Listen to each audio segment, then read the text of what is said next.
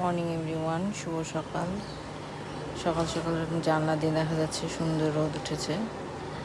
তো আমি ঘরে পর্দা সরিয়ে কতক্ষণ রোদ দেখলাম। তারপরে এখন আমি নাস্তা করব। এখন আমি নাস্তা বলতে আমার ভাত ভাজা করছি, ভাতগুলো ভাজি করছি। একটু কিছু ভাত বেঁচে গিয়েছিল, সেই ভাতই এখন ভাজছি।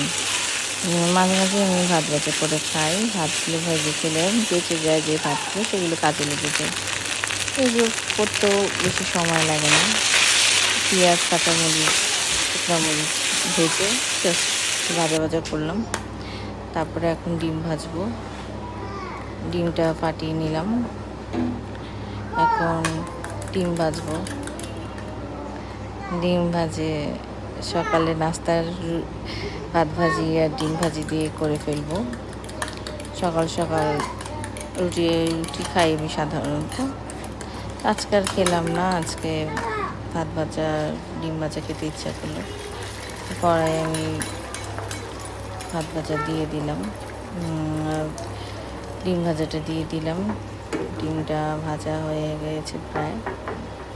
এখন ডিমটাকে খুব বেশি আমি ভাজা পছন্দ করি না, হালকা হালকা ভেজে আমি খাই। সো ভালো লাগে।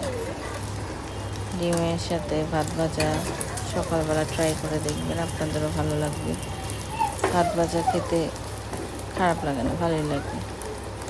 আমার তো একটু পছন্দের খাবার, আপনারাও খেতে পারেন।